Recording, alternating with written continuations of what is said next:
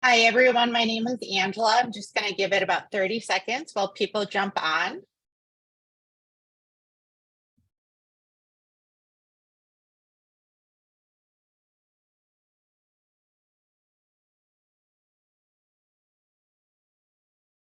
Thank you so much for joining us today. I'm just allowing people to get on the webinar. We'll get started in just a minute.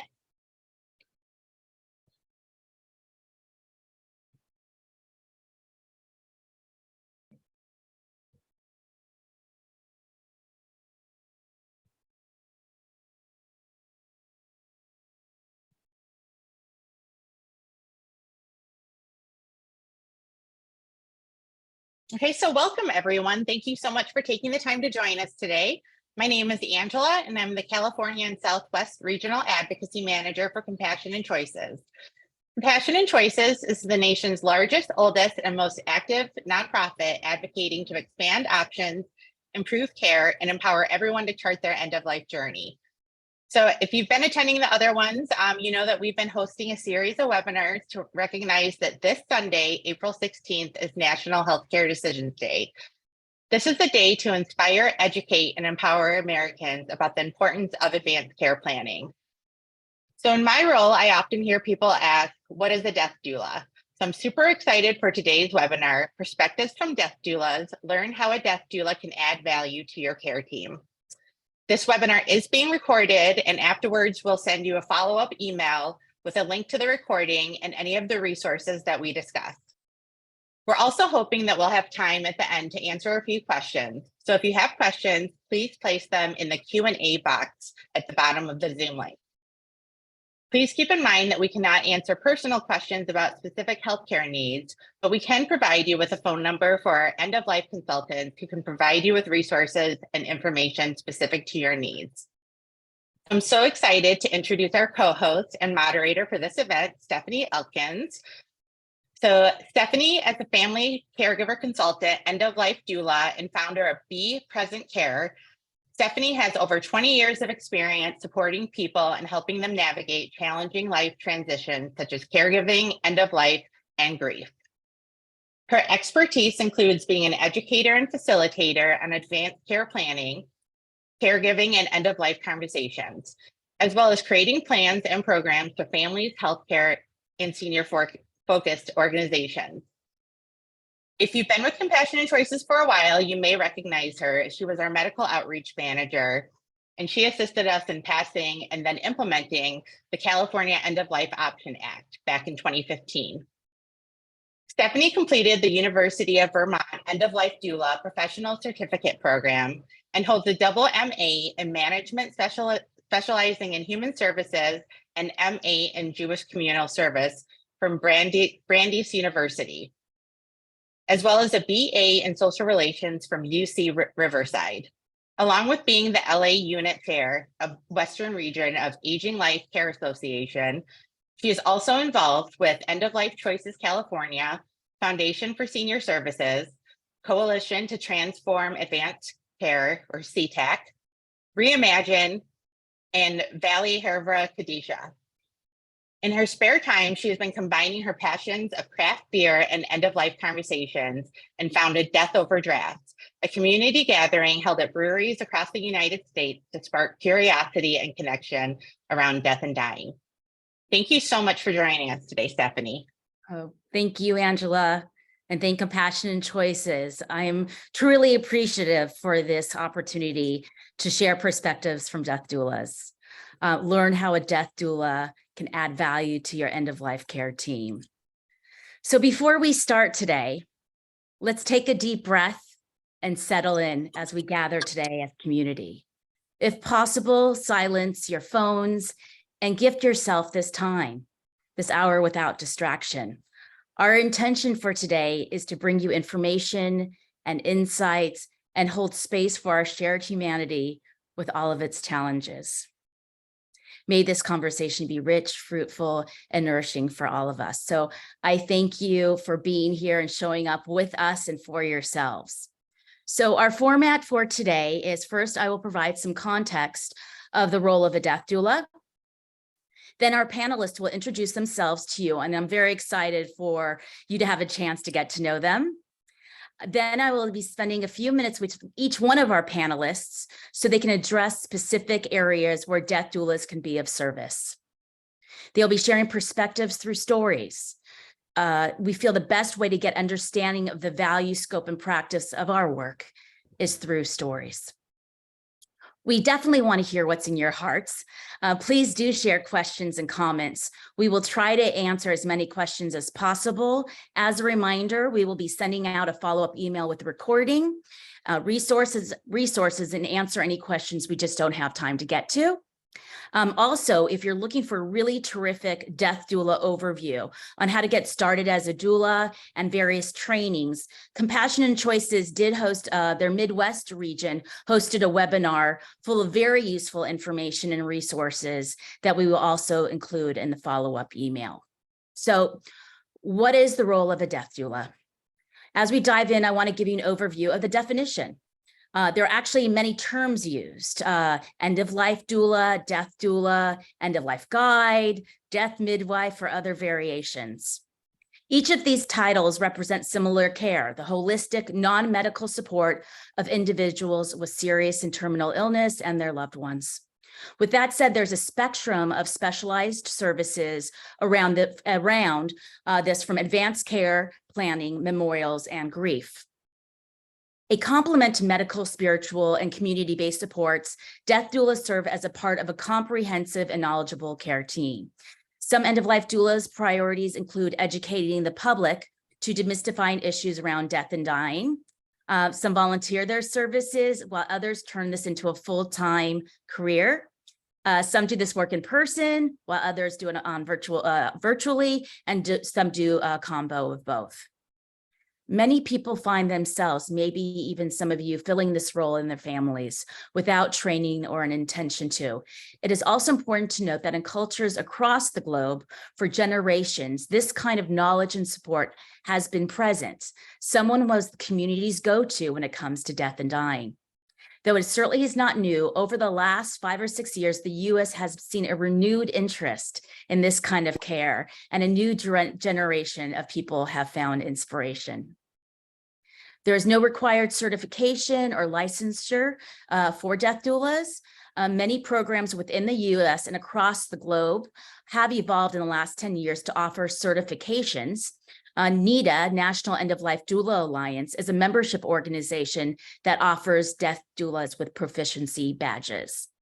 So take that in, and now I want to get you to meet some of our esteemed panelists right now, and gain context for the stories and experiences they will be sharing with us today. So we're going to start off with Adrian. Thank you so much for being with us. Oh, thank you, Stephanie. And thank you, Compassion Choices. I am excited. I'm feeling gratitude in my heart to be able to educate the Compassion and Choices community with the understanding that there is non-medical support that is available at a time when people may stop showing up because they simply don't know what to say or do. Yes, I am an end-of-life doula who also does aging companionship and care management. My company is You Are Not Alone Elder Care, and I'm in the good old Garden State of New Jersey. I serve clients both virtually as well as in person. And I'm lucky to have gone through 2 18-month training end-of-life programs, one that I paid for myself and one that I received as a gift as volunteering for a local hospice in my area. But to be honest, it's more than a program. Learning doesn't stop there. I'm committed to being a lifetime learner no matter where I place my mind and my fingers and my actions and my thoughts and my treasures. I have sat at the feet of world-renowned gurus in the field of death, whether it was a weekend workshop, day trainings, and of course, as we know today, webinars. So my story for getting started, I began this work as a result of experiencing my 106-year-old grandmother, the matriarch of our family, last 2 weeks of her life. She had an excellent, great medical team, but we simply didn't have anyone there explaining to us the process of death, supporting our family with our concerns, answering our questions. And to be completely honest, there was a lot of misinformation that was going around my family that caused disagreements that still even linger to this day. Some family members thought that others were killing our matriarch. I knew that wasn't true. I know it even more now. So I am that support that I felt my family needed with the passing of the matriarch, a 106-year-old woman who led our family through obstacles, ups and downs. I help families to see that death is not a medical process, but a natural one, a holistic one. I look beyond the medical needs and I guide families with their emotional, mental, and spiritual needs, which I know for a fact have an effect on medical needs as well. And so, again, I am so grateful to be here to share that there is non-medical help available at such difficult and sometimes unchallenging, times that we're not familiar with. We only get a chance to take our last breath once. Thank you. Thank you so much, Adrian. I'm so glad you're here with us. Brigida, please welcome. You're on mute.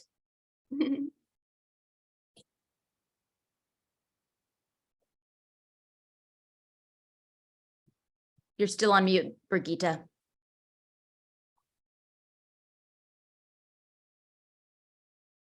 Okay, there we go. I got a message saying the host is not allowing. I'm like, oh no.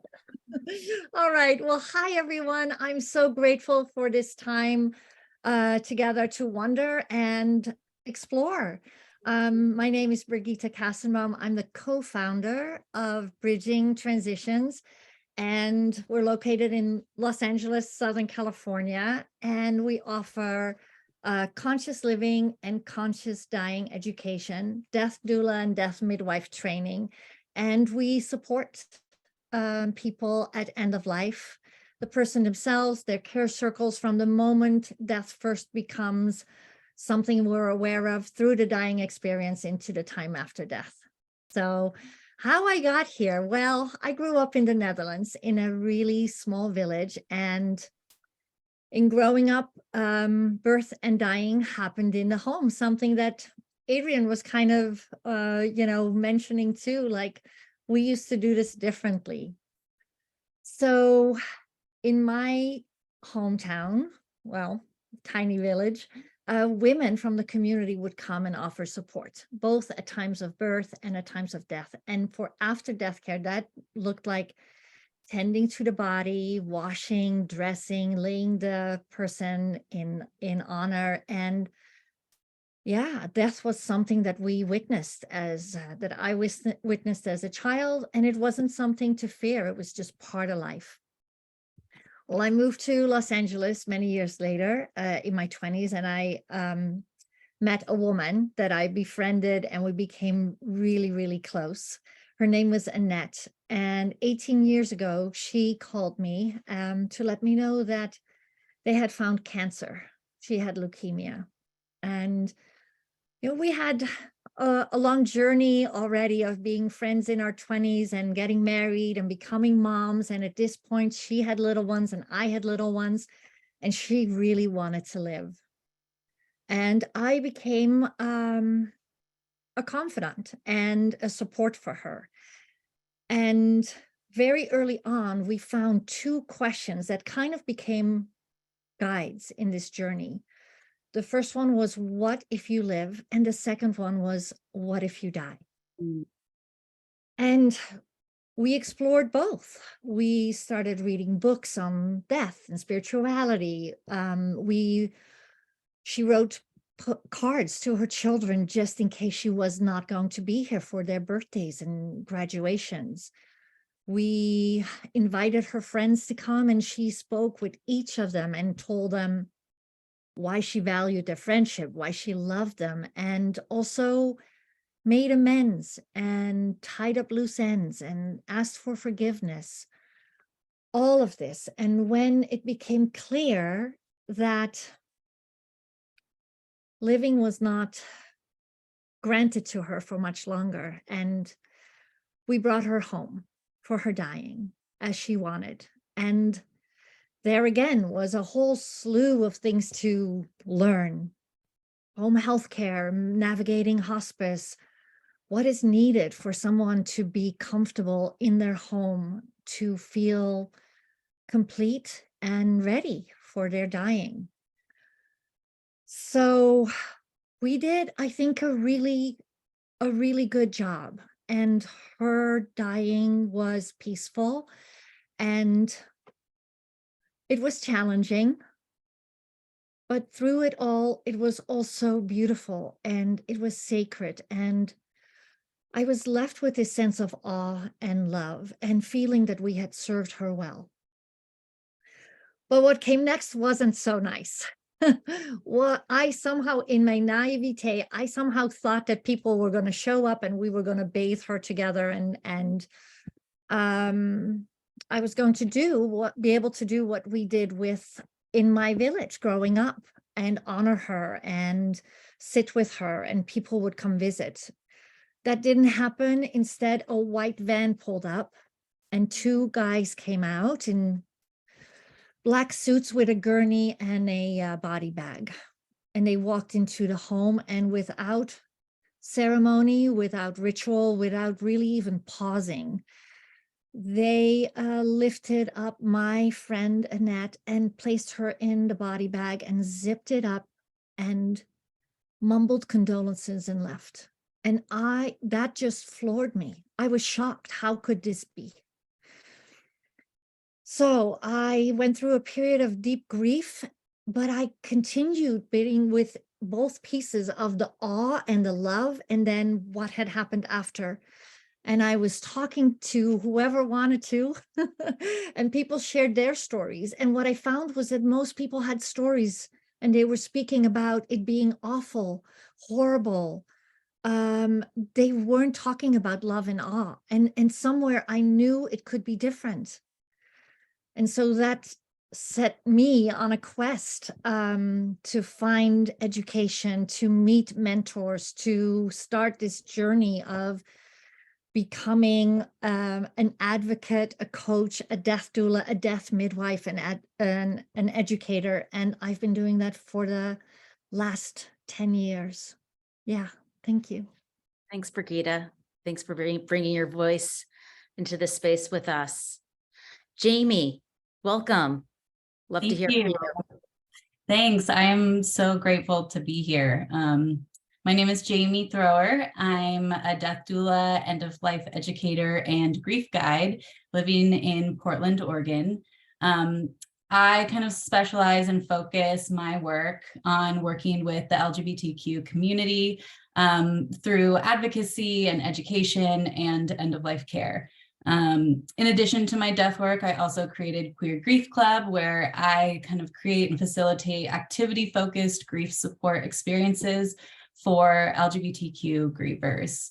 I began doing this work, before I even knew what a death doula was, much like my two other panelists. We go through these experiences that we don't want anyone else to have to go through. Both of my parents died when I was in my 20s and from different terminal illnesses, and I was very involved and hands-on in their care and in their end-of-life experiences. And so in that, I saw this deep need for advocacy and support and someone explaining what was happening and being able to answer questions and reassure. And we just really didn't have that. And so, not only having that for the dying person, but for the family and the support people around them. I became, a witness basically to the limitations of hospice. I saw firsthand kind of the way that society fails us by keeping death and dying and grief in the shadows and not allowing us to talk about it. And I knew that I wanted the end of life experience for others whether they're dying or they're a support person, to feel full of community and support and magic moments instead of isolation and fear and overwhelm and burnout, which is what most people typically find. And so, so much of the death experience isn't normalized, but it's the most universal experience that we all go through. So I became a death doula to help give people the experience that my siblings and I needed to be that person that I wish we would have had. And now in specializing in working with the LGBTQ community, which I'm a part of, my goal is really to make sure that everyone who is at the end of their life gets an experience that's affirming and celebratory of who they are authentically and without question. So good. Thank you all so much for being here with me. I'm so glad to be in a circle and holding space with and for all of you. I'm just gonna right now, as you heard, each of our panelists are passionate about their work. I'm now going to spend some time in conversation with our panelists so we can dive a little deeper into some of their specialties through experiences. So Adrian, when you start working with individuals or families, is it only when there's a serious or terminal illness? So similar to what the other panelists have said, when I began this work in 2017, I quickly realized that people don't like to acknowledge that they're at the end of life. I have walked into homes and the adult children will say, "Don't tell mom she's dying." I go behind closed door with mom and she'll go say, "Don't tell my adult children that I'm dying." And so, most people don't like to talk about end of life. And so, although they could be, like I said, to their very close breath, sometimes they just don't even internally acknowledge it. So in the story that I just shared, at least there's some acknowledgement. And others, there's like, no acknowledgement at all. And so what I found to make my services more beneficial and to add value to the families is I added aging companionship to the services that I offer. So people know to reach out to me when they see a decline in their lives or the lives of a loved one. They know to reach out to me when there's an advanced stage illness or a terminal illness. But when I work with people who have a desire because they see some type of loss in their life to live a life that they can't do, maybe it's because it's a loss in their abilities, maybe it's a loss in their cognitive or mentally or physically skills. These losses can take away from them living the core of who they are. And so they will call on me. Maybe it's just simply there are certain places they want to go and they can't drive. Or maybe there's some type of cognitive or memory loss. So I find that when I work with people sooner, that it's really beneficial to them, because not only am I giving them quality of life, I'm also sprinkling along that path end of life concepts and education. So again, while they're living this great life that they desire, that for me, it's more than the moment, it's the residual effects that they feel when I leave. They feel more empowered, more independent, more connected. And so one of the greatest gifts that I have experienced actually in the last 5 of my clients' passings was that they had spent so much time with me. They were so educated, so empowered with what to expect and what to do when that last breath came near, that they didn't need for me to be there. I was like, whoa, they were educated and prepared to handle the last breath and the moments before and after it. Now, they might have reached out for a text message, ask a quick question, ask for confirmation, just making sure that they were on the right path. But I think it's extremely powerful that they didn't have to call me into that sacred space. Yeah. They had what they needed. I had one client who passed away in the middle of the night. their family didn't call the authorities for the body to be taken away until 7 o'clock the next evening. And in that time were some of the things that one of our panels was talking about. They were able to create their own rituals, wash the body, sing songs. People stopped by to say their goodbyes. They told stories. They also introduced death to the children. So next generation, the chances are that the fear will be there is minimized. And so the fact that a family can spend time with me and be able to handle those last breaths, I think is extremely powerful and really amazing. Beautiful. Mhm. Thank you. I just want to comment on Adrian, like, it's so lovely because I'm sitting here with a big smile on my face going like, yes, yes, yes. It is so true. When a family feels held and they have all the tools, it's so beautiful when we can just step back, and it truly is. It's their process and it's their time to create and be in the middle of all of it. And we just can step back. It's Yeah. beautiful.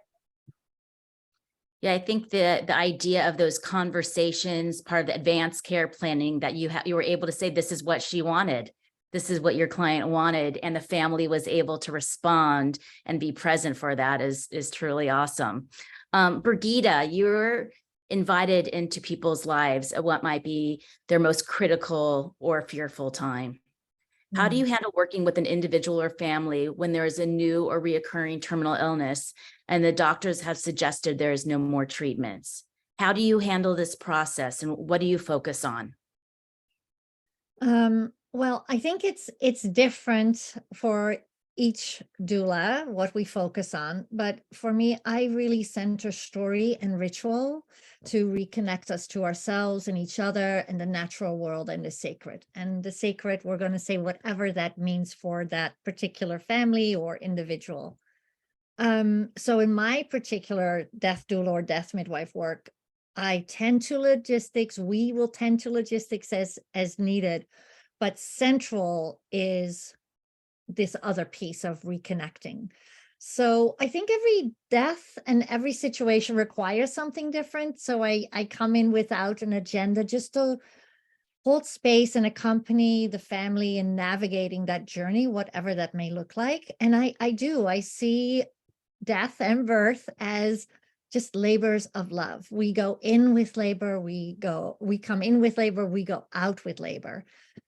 And I think the key to both of these is breath, right? And so often I find when I walk into a space that people are not breathing. Everybody's holding their breath and everybody's so tight. So sometimes it's as simple as just modeling breath, breathing, and getting people to then slow down through that. And without saying words, we're really giving them a sense of safety, a sense of, this is okay. And next we can then explore like possibilities. So many people feel lost. End of life, it's like being dropped off somewhere without a map. It's unfamiliar. So I encourage a sense of wonder and reimagining what this time might look like based on what's important to them, what has value, what brings meaning. And again, that looks different in each family. But I will say that in North America in general, we are programmed to think that death is something to be fought, something to avoid. And I think that's a very harmful story. I mean, where does that lead us? If death is failure, well, then where does that bring us to? So I always try to reframe death just as the natural completion of life, and whether that life ends in the waters of the womb or whether that is the life ends after decades of living.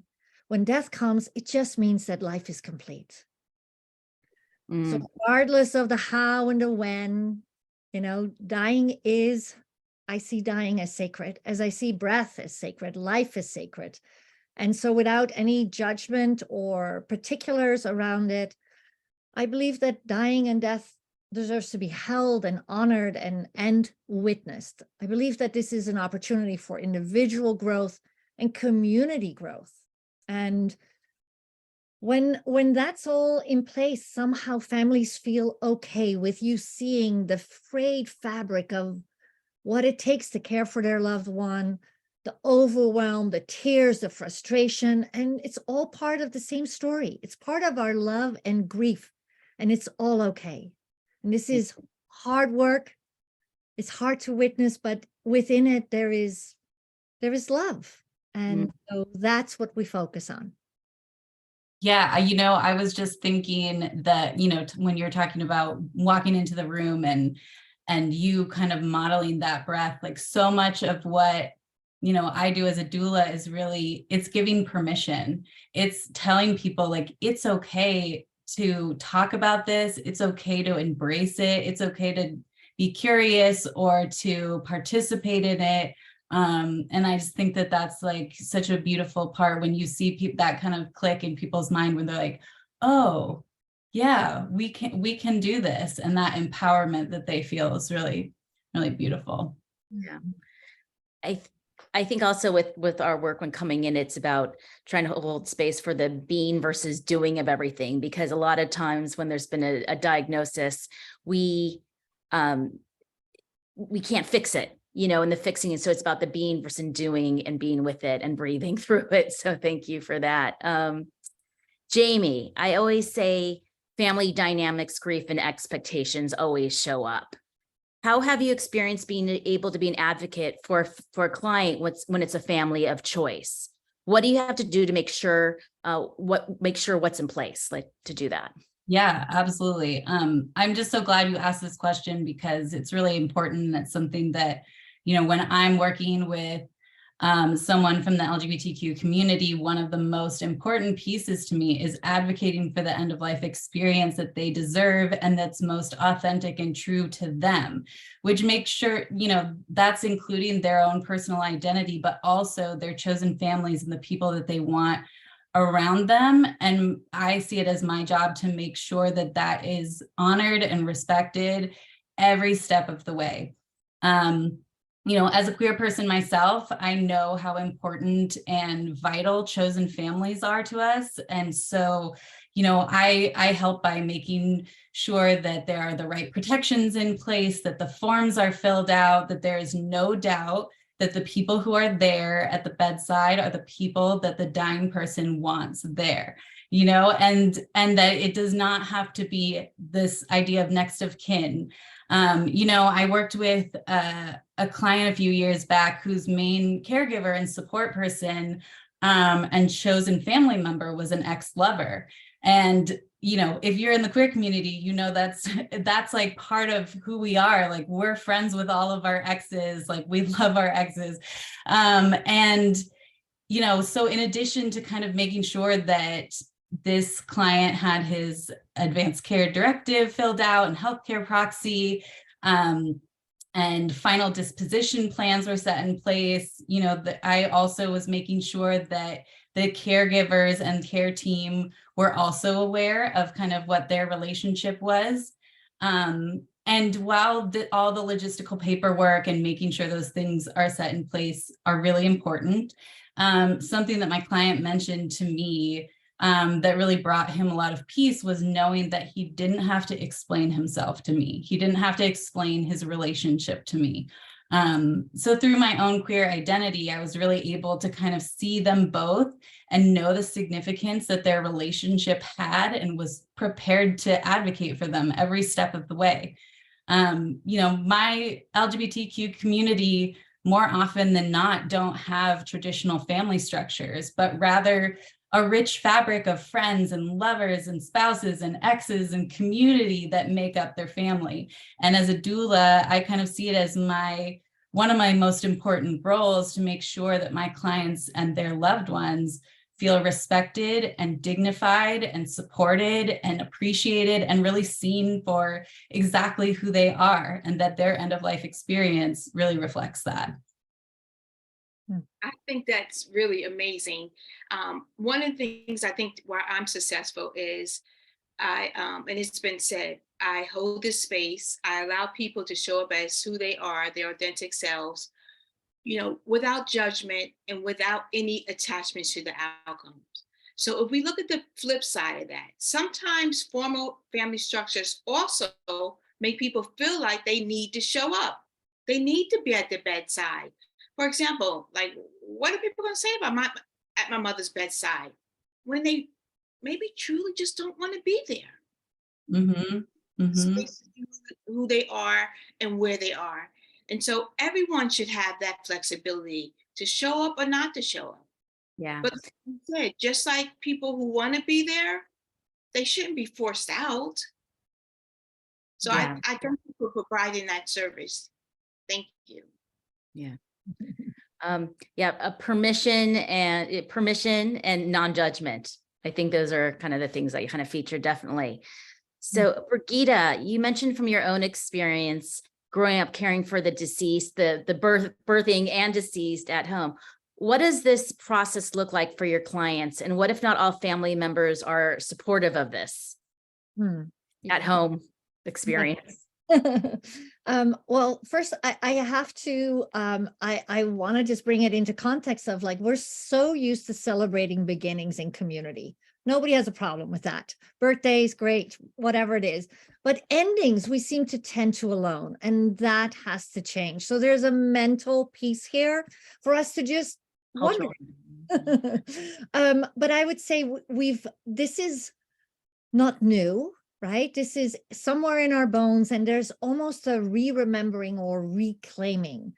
And death care at home can be as simple as taking a washcloth and just wiping the dust of living off the brow of your father, your uncle, your friend, or washing for the last time the hands that work to build things, or maybe they were the hands that hugged you and steadied you as you learned to ride a bike. So there's always ways to find someone's comfort level.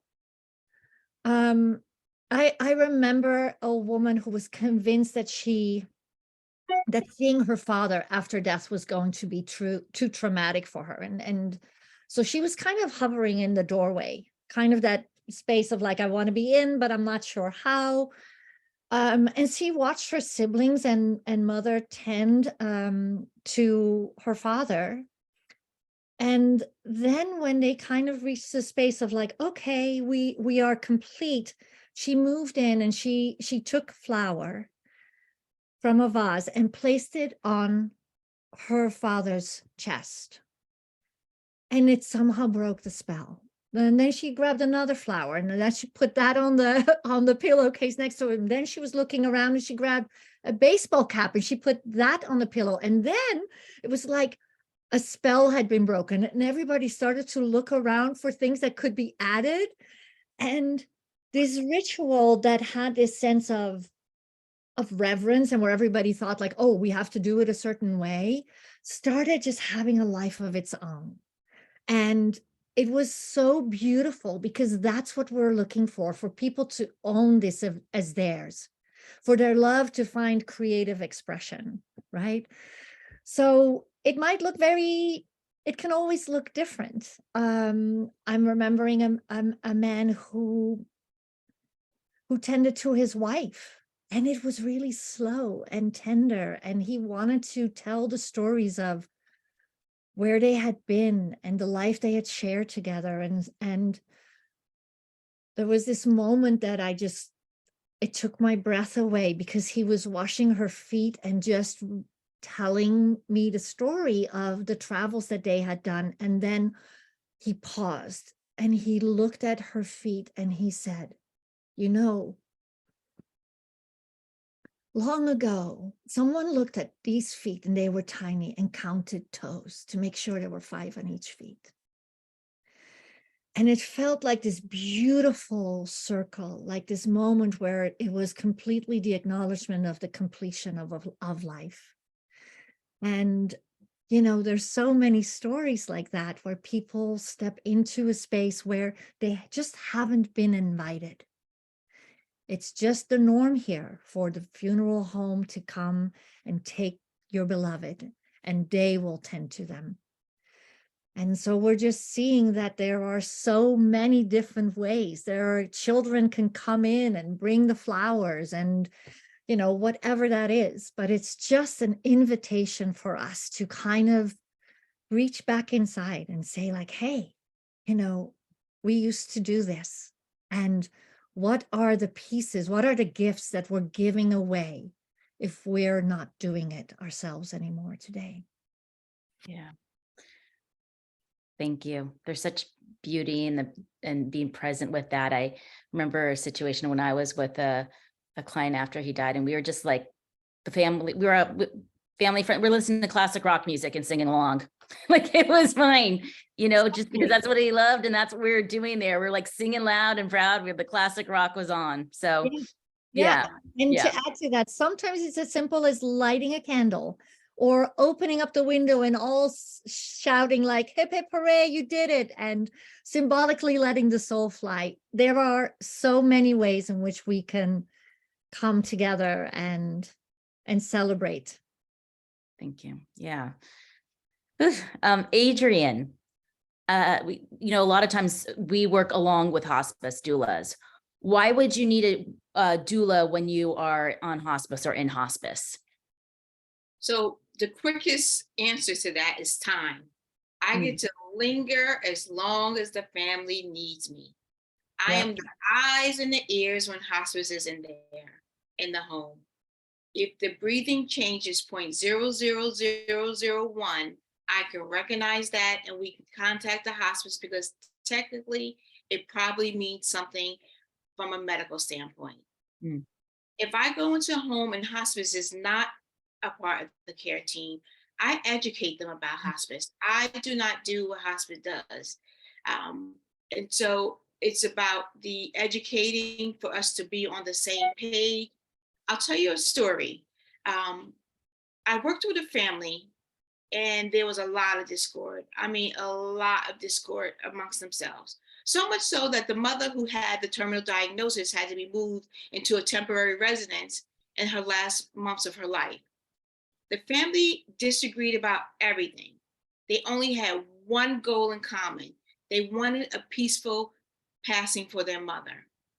And I was brought in in the beginning as a neutral party to obtain and record the mother's beliefs and wishes, because the adult children thought that the other children were influencing their mother's decisions. So in addition to the advanced care planning documents that I put in place with her, I also created what was called the Living Well Plan.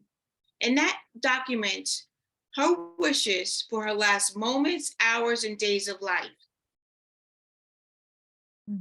The emotional, the mental, the spiritual. Like was said, do we want music? Do we not want music? Do we want candles? Do we want the grandchildren doing choo-choo trains around the bed? Do we want it quiet? Do we want to be held? Do we not want to be held? And so the hospice team really appreciated what I offered to this because they saw the discord. And even though they had the chaplain and the social worker, this family had to go deeper. And so part of the plan was, if the goal is a peaceful transition, how do we minimize the discord? And if it does show up, what do we do about it? I even held a dress rehearsal for all her care members, everyone on the team, the children, everyone. So that way the fear would be lessened, which would also give everyone an awareness of what to expect. And so we had a dress rehearsal. And again, it allowed us all to be on the same page. And it really assisted in that peaceful transition that everybody wanted. And so again, the hospice will do the medical. They also have a schedule. And, you know, for lack of a better word, when sometimes, you know, fees are paid through insurances, sometimes there are restraints that even they don't feel comfortable with. But when they know that there's a doula in the home, who's the eyes and ears, who's reiterating what was said when they were there, they have a way of lessening.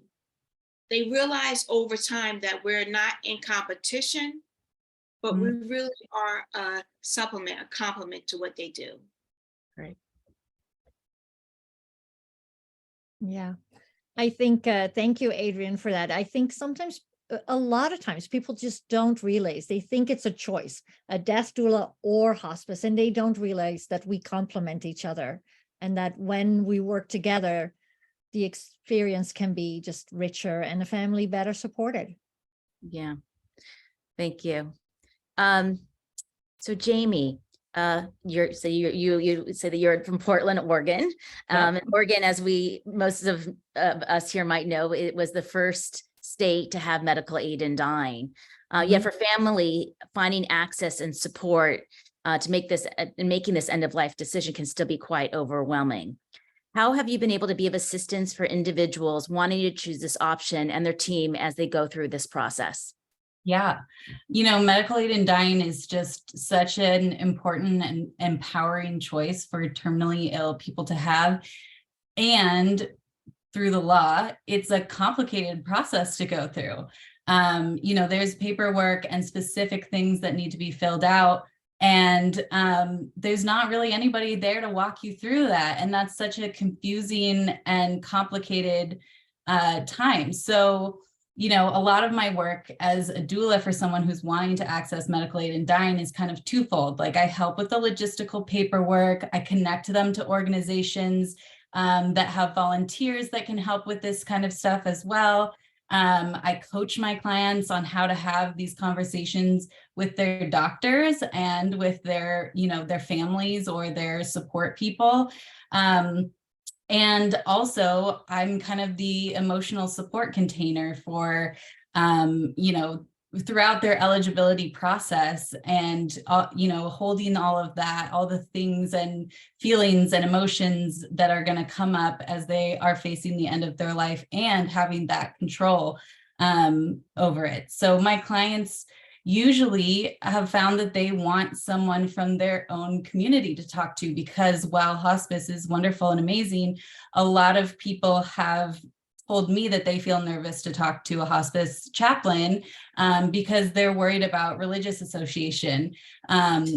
Historically, the queer community has a lot of hurt that has been done from religious institutions. So to kind of come into that role and hold that space too, to help them develop their own sense of spirituality and what that means to them and how to connect back to life or how to examine the end of their life is really powerful. And then in addition to kind of making sure that the eligibility process is documented and on track and moving along, I also work with my clients and their families and loved ones to kind of create the death experience that they want.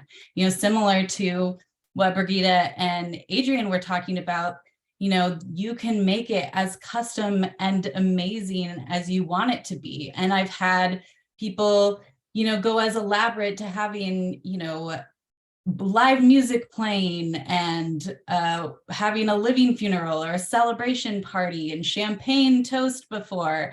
And also there are some people who just kind of want me as that quiet presence there, who is also explaining the process, helping them kind of achieve what they're wanting to do, which is be present for their person who is dying, but also to kind of support the person who is using medical aid in dying. And that requires, that whole process requires different medications and the timing and recording those times and reporting it back to the doctor and to the state. And so I am able to be there so that the family and support people can be just that. They don't have to worry about those logistical things. I can be there to kind of reassure them, to talk them through that process, to say, hey, so their breath has slowed down and that's totally normal. Or you might see their skin color changing a little bit and that's totally okay. Again, it's that like permission to be a part of this experience and to kind of, come together and really you're like staring death right in the face, both as a support person or as the person who's using medical aid in dying. And I think that something that's really special and unique about it is that it does require you to have these candid and honest conversations about death. And it also opens up that room for ritual and community. And so when people are able to plan in advance, which you have to do, whether or not you end up using the medication or not, they're able to be an empowered and active participant in the end of their life experience. They get that sense of control and agency back, which is oftentimes taken away from them the second a terminal diagnosis is given. Then suddenly everything goes out of control, and you feel like there's so many things coming from so many different angles, and this feels like you're in the driver's seat, and I'm there to kind of just support and usher that in whatever way makes sense for them. So being able to help them create rituals and normalize this process, talk about anticipatory grief, all of it is really amazing. And then I also am a support person because of my grief work, being able to support those who were there for the death experience in their bereavement and kind of processing what that experience was like, because it's a really unique experience.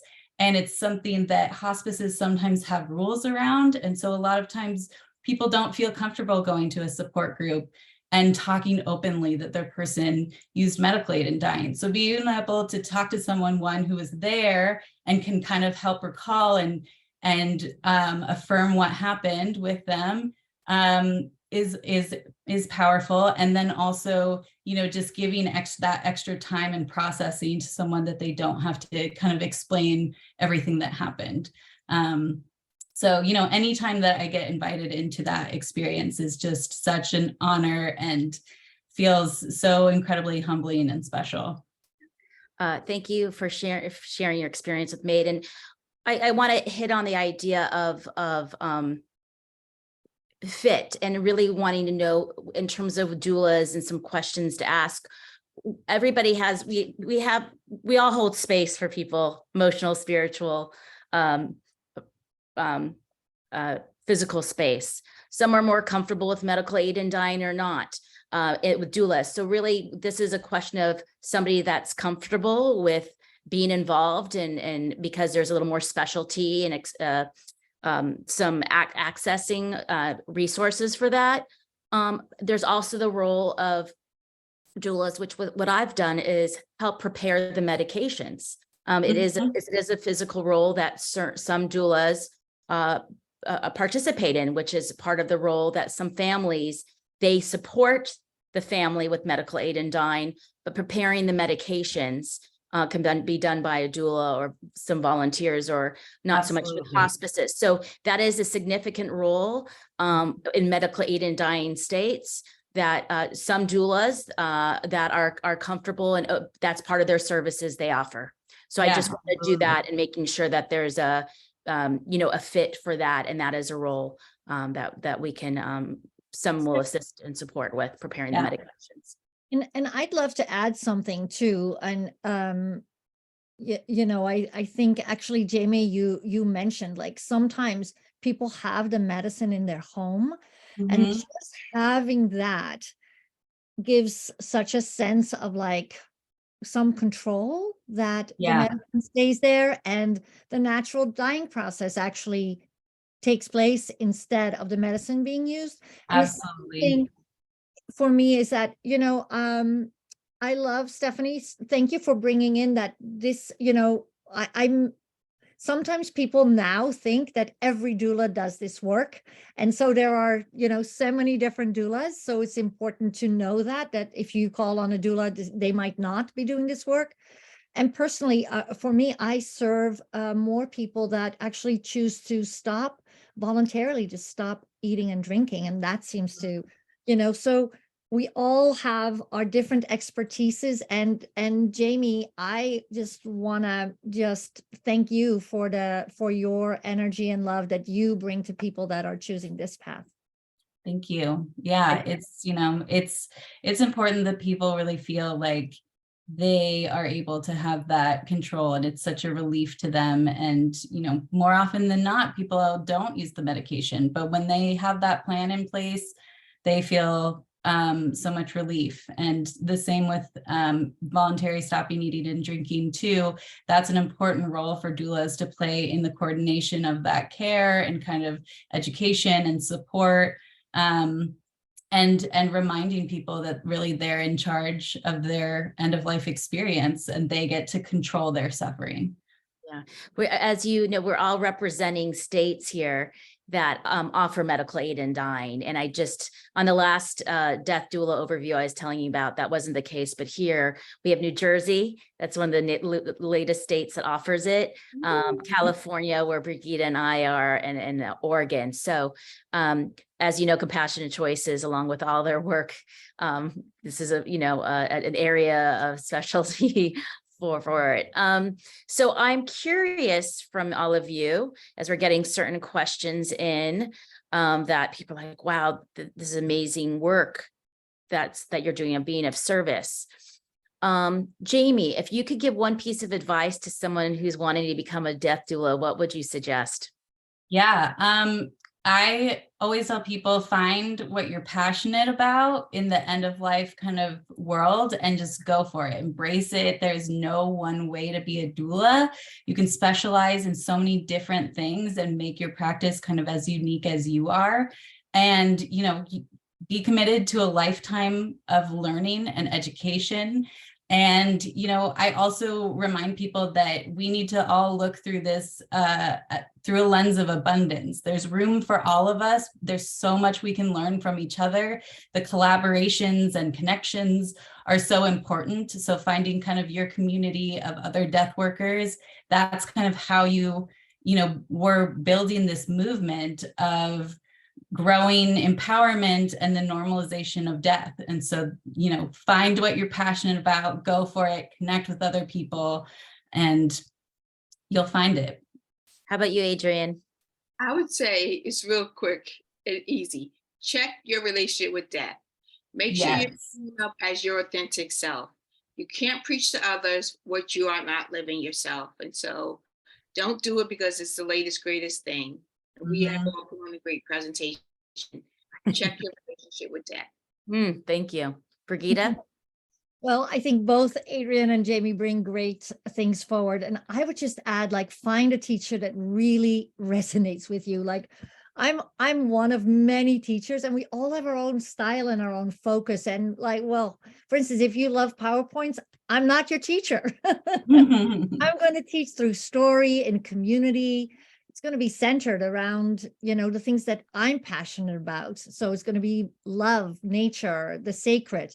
So like Jamie said, there is room for all of us. Find your passion, follow your heart, and bring your gifts, because we need you and we need your gifts. Thank you.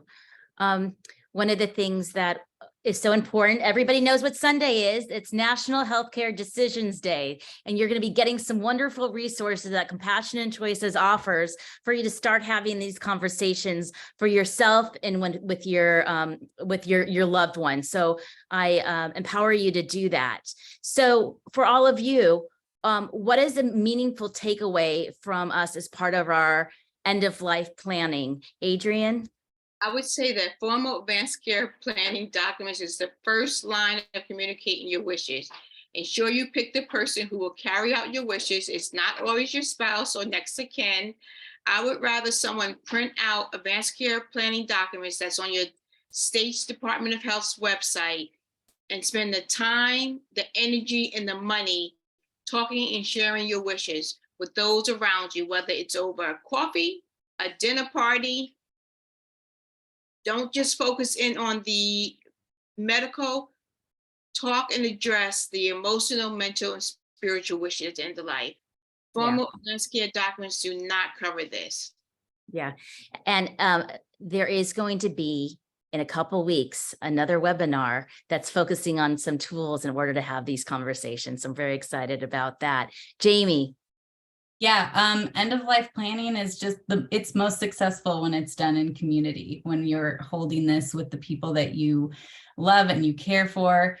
As a society, we need to learn how to have these conversations openly and candidly so that when the time comes, the dying person and the people around them feel supported and empowered, just like both were saying. Nothing makes me happier than knowing that they don't need to call me. They feel like they've got it and they're doing what is right by their person and exactly what their person wants. So, it's never too early to have these conversations. You're never too young. You're never too healthy. Get them started now and use doulas as a resource to kind of help you facilitate those conversations and get them started. Yeah.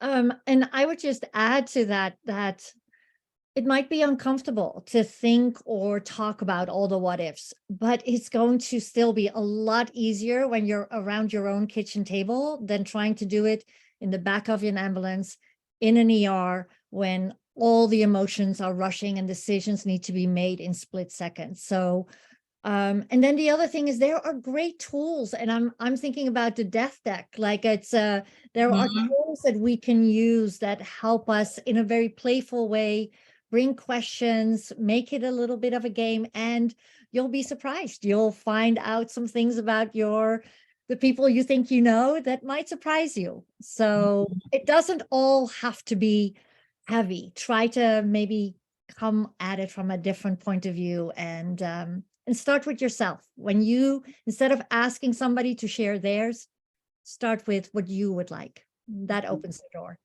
Yep. Thank you so much, Brigida. That leads really well into what our next webinar is going to be. It's on April 27th at 4 p.m. Pacific time. And Stephanie's going to join us again. And it's called Lively Conversations About Death. And we're going to go over some compassionate choices resources. Stephanie, who founded Death Over Drafts, is going to talk about that and how you can replicate it in your city. And then also we're going to have the founders of the Death Deck come, and we're going to, we're going to try to really involve the audience and try to play parts of the game. So I'm hoping it will be fun. But yes, thank you so much. We are getting lots of comments just that everybody really enjoyed this. Stephanie has brought all of the doulas into my life a couple months ago, and I just leave them feeling so calm. So thank you so much for everything that you shared. We really, really appreciate it. I do want to let you all know again, we're going to do a follow-up email and include the recording, information on each doula, how you can find them, resources that we discussed, and then we're going to try to answer some of the questions that we got that we weren't able to get to many of them, but they were saying such wonderful stuff. I was just caught up in the moment as well. Compassionate Choices is funded almost exclusively by individual donors who are committed to issues about end-of-life care and choice. So if you enjoyed the presentation today, please consider making a donation to support our work. Every donation of any amount makes a difference, as these donations allow us to continue to expand our work and ensure that everyone's priorities and values are met at the end of life. You can go to our website at compassionandchoices.org/donate and donate online. And so again, we have our next webinar is April 27th at 4 p.m. You can also just Google Compassion and Choices events, and it will show you all the events that we're having. So thank you so much, everyone, for joining us today. We really appreciate it. Thank you. Thank you, everyone.